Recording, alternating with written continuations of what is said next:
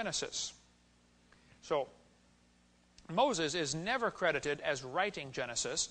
Moses is considered the editor of Genesis.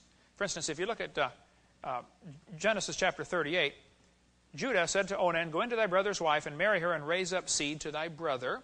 And you read it in Deuteronomy. It says, "If brethren dwell together and one of them die and have no child, her husband's brother shall go in unto her and take her to him to wife and perform the duty of a husband's brother to her." Then you read in Luke, and it says, Moses wrote, "If any man's brother die, having a wife without children," it goes on and tells the story here. So some have argued, see, Moses wrote, you're supposed to marry your brother, and it says in Genesis that you're supposed to raise up seed to your brother. Well, it also says it in Deuteronomy. Moses wrote Exodus, Leviticus, Numbers, and Deuteronomy, but Moses did not write Genesis. He is the editor. He collected the book of Genesis. Actually, the book of Genesis was 10 different eyewitness accounts. And whenever there's a break and they're changing authors, it says, "These are the generations of."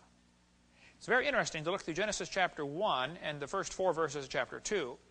It keeps referring to God. When you get to chapter 2, verse 4, the rest of that chapter refers to Lord God. Very different. This is probably Adam writing chapter 2. It is God writing chapter 1. In Genesis chapter 5, verse 1, it says, "These are the generations of."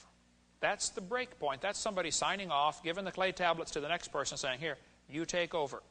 Genesis 5:1 says, "This is the book of the generations of Adam." Chapter 6, verse 9, "These are the generations of Noah." Apparently, Noah actually wrote part of Genesis. You get to chapter 10, and it says, "These are the generations of the sons of Noah." Shem, Ham, and Japheth wrote part of the book of Genesis. Chapter 11, "These are the generations of Shem." Shem wrote part. Chapter 11, verse 22, "These are the generations of Terah." Terah apparently was one of the authors of part of the book of Genesis. Chapter 25, verse 12, "These are the generations of Ishmael." 25:19, "These are the generations of Isaac." Chapter 36, verse 1, "These are the generations of Esau." Esau wrote part of the book of Genesis. Chapter 37, verse 2, "These are the generations of Jacob." Each person is signing off. There are 10 different authors. Genesis is an amazing book. Obviously, different authors wrote this. The different styles of writing, different names for God, but no contradictions. Probably Noah took a few of the tablets with him on the ark, whatever had been written up to that point. First, 5 chapters. And that was preserved as part of the family heritage and passed on to the next generation. So, Genesis was edited by Moses, who lived right here, way after the creation. But Moses had access to the original actual accounts on these clay tablets. Now, what are symbiosis relationships? Well, a symbiosis relationship is when a plant and animal, or 2 animals, are together in such a way that they each gain something from the other. For instance, the clownfish lives in amongst the sea anemones. Normally, those sea anemones will sting anything that comes by, but it doesn't sting the clownfish. The clownfish is bright colored and draws prey in. They get tangled up, and they both end up getting food from this deal. Interesting. There are millions of symbiosis relationships that, in my opinion, absolutely defy an evolutionary explanation. They had to be created. Next question. Why don't we have giant insects today?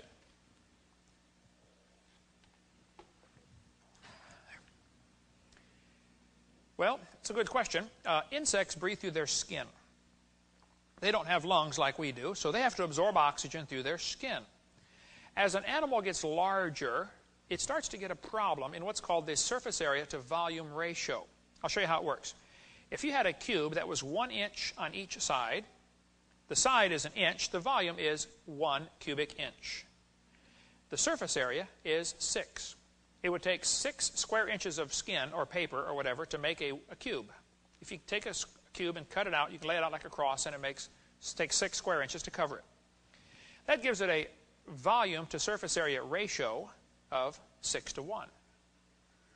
What if we double the size? Let's make a cube that's 2 inches on each side. Now it has a volume of 8. 2 times 2 times 2. It has a surface area of 24. Well, by doubling the size, we reduced the surface area to volume ratio to 3 to 1. So if this was an insect trying to absorb oxygen through his skin, we've just created a problem. He's now twice as big, and he's got half as much skin to breathe through compared to his body volume. If you go to 3 inches on a side, Now you go to 27 cubic inch volume, 54 surface area, 2 to 1. As you get smaller, the problem actually reverses itself. If you go down to 1/10 of an inch side, it is 1/1000th of an inch in volume. It is 0.06 surface area, a 60 to 1 surface area to volume ratio. If you go down to 1/100th of an inch, it is a great surface area to volume ratio, 600 to 1. The smaller an animal gets, the more skin it has and the less volume, the ratio changes dramatically, which is why an ant can fall off an airplane, fall down 5,000 feet, hit the ground, and walk away. He's got so much surface area, he's got his own built-in parachute. He just can't fall very fast. And that's why you could not get large insects today like they could before the flood, because they probably had greater air pressure. Giant insects are found. They did exist, okay? Giant cockroaches. Dragonfly with a 50-inch wingspan was found in Italy. Cockroaches 18-inch long have been found, fossilized. Centipede, 8.5 feet long.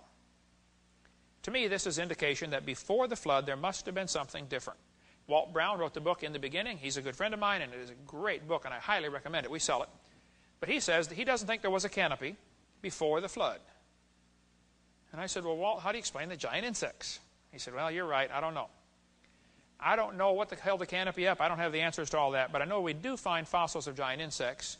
They can't live in today's world, so something was different back then. So that's the theory, that probably they had double the air pressure from some kind of canopy. Giant grasshoppers, 2 feet long, have been found.